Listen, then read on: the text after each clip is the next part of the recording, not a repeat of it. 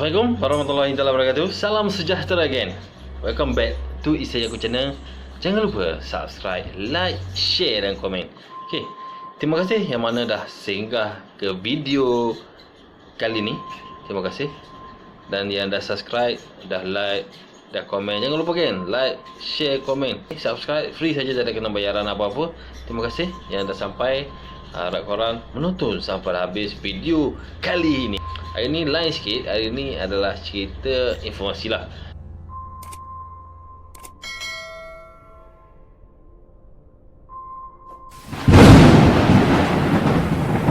Okay, 5 nama penjajah yang masih diagungkan di Malaysia.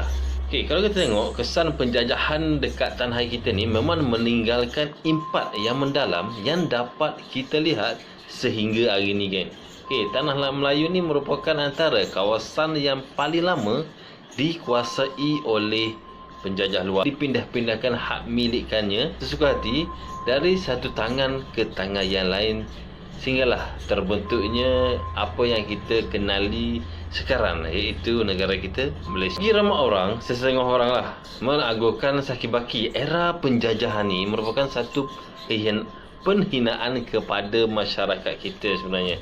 Tetapi ada juga yang pihak merasakan tanpa kehadiran penjajah ni kita akan kekal di belakang tanpa kemajuan dan teknologi yang dibawa mereka kan. Mungkin kerana itulah ada nama tokoh penjajah zaman lampau yang warisannya harus terus dikekalkan untuk dikenang serta diabadikan dan untuk buat peringatan saja. Di sini aku akan cerita 5 tokoh yang masih disanjung walaupun sudah merdeka.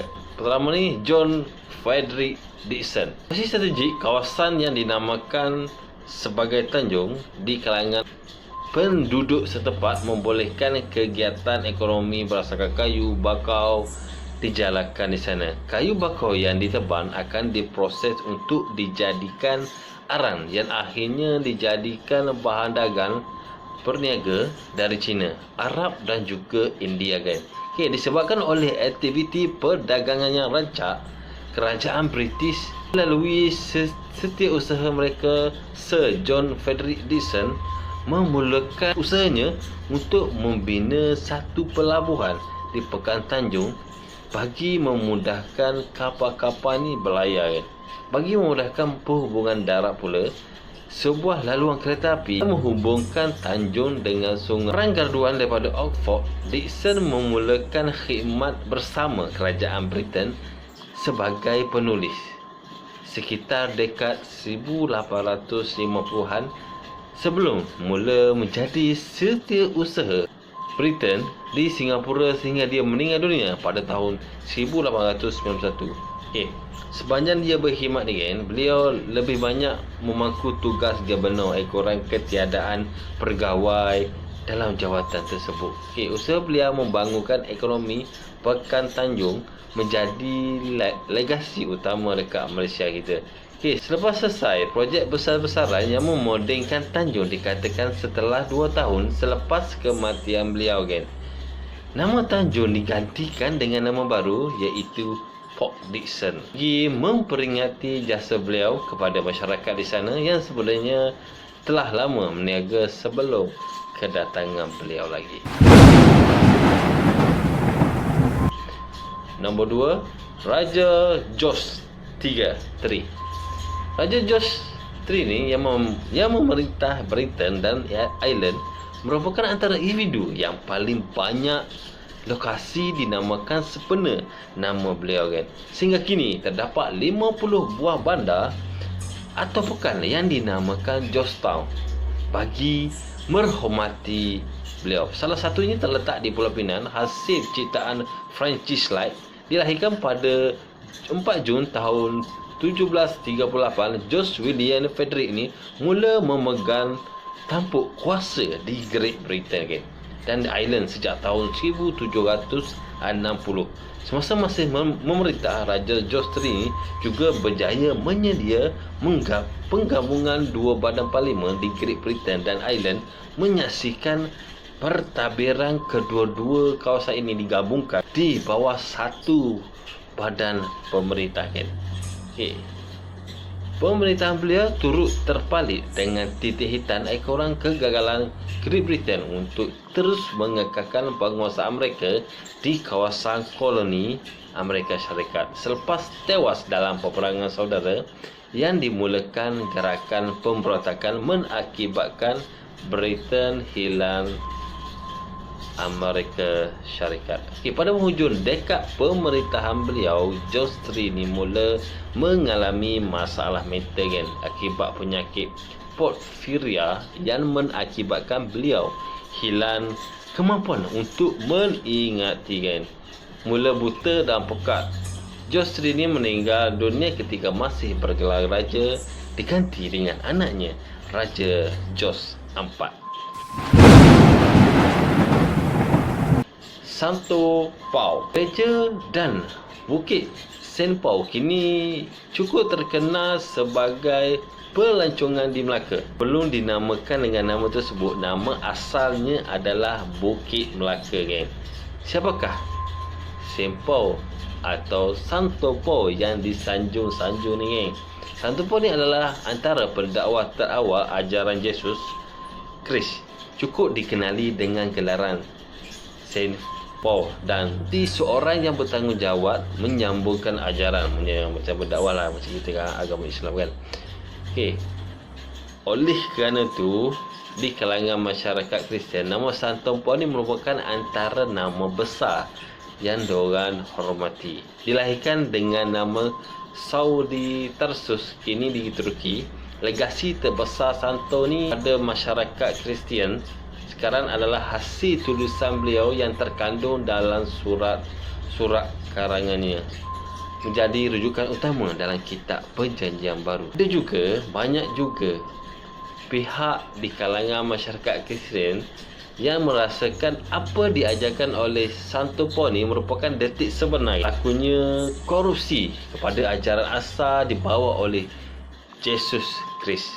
Presiden Amerika Syarikat yang ketiga, Thomas Jefferson, merupakan antara individu paling lantang mengutuk Santo Paul sehinggalah beliau memilih untuk menggunakan pisau bagi membuang mana-mana bahagian dalam kitab Bible yang dirasakan adalah perkara yang karut yang ditokok tambah oleh Santo Paul. Nombor 4 kan, William John Butterworth. Selama lebih kurang 10 tahun kan, sumbangan Major General William John ni kepada penjajah British di Tanah Melayu agaklah besar kan. Beliau mempunyai reputasi sebagai seorang askar yang tegas sehingga dinamakan sebagai Butterworth the Great di kalangan askar atas perangainya yang suka untuk bertimbang rasa, ego dan tidak mahu mendengar pendapat orang lain.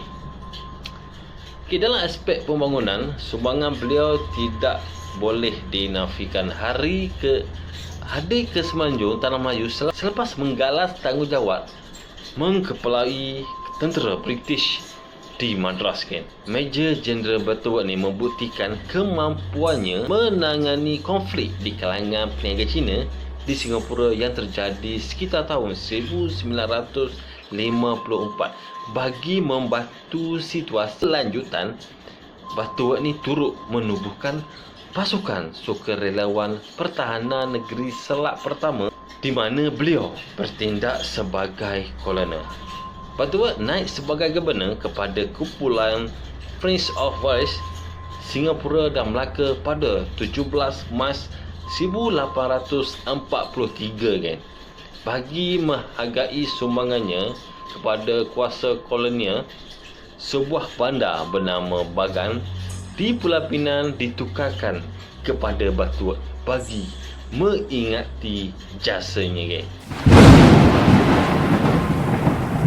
Nombor 5, orang Feringgi. Untuk bahagian last ni kan, kalau kita cuba lihat kenapa batu Feringgi di Pulau Pinang dinamakan Sedangkan istilah itu bukanlah satu istilah Melayu maupun nama penjajah yang pernah bermaharajalela dekat negara kita kan. Dari segi bahasa ataupun istilah, Feringgi yang digunakan bermaksudnya orang luar kan. Merujuk kepada awalnya kepada orang-orang Frank yang hadir di kawasan sekitar Jerman, menduduki beberapa kawasan di Eropah. Mereka ini jugalah pengasas kepada negara Perancis selepas menubuhkan kerajaan dinamakan Latin Francia. Istilah France itu kemudian dipinjam pedagang Arab dan Parsi yang menukar sebutan kepada Farang atau Farangi bagi merujuk orang Eropah secara aman. Dipinjam daripada sebutan masyarakat India, Firangi, bagi merujuk kepulauan yang sama. Dalam aspek ejaan bahasa Melayu pula kan, Feringgi pernah ditulis dalam versi Feringgi, Pringgi dan juga Paringgi. Tetap kini secara rasmi, ejaan yang didaftarkan dalam daftar kita adalah Feringgi, merujuk kepada orang Portugis walaupun pada asalnya merujuk kepada mana-mana komuniti orang Eropah kan. Siapa sangka bantu Feringgi ni di Pulau Pinang sebenarnya ada bau-bau bacang dengan orang Perancis kan. Kedua-duanya sebenarnya menggunakan nama yang mempunyai maksud yang serupa kan. Okey. Itu saja perkongsian aku untuk hari ini kan. Terima kasih telah menonton sampai habis. Sampai lagi kita ke next video. Jangan lupa subscribe, like, share, komen. Jangan lupa follow di Facebook, TikTok dan Instagram saya. Terima kasih. Sampai ketemu lagi ke next video. Bye bye.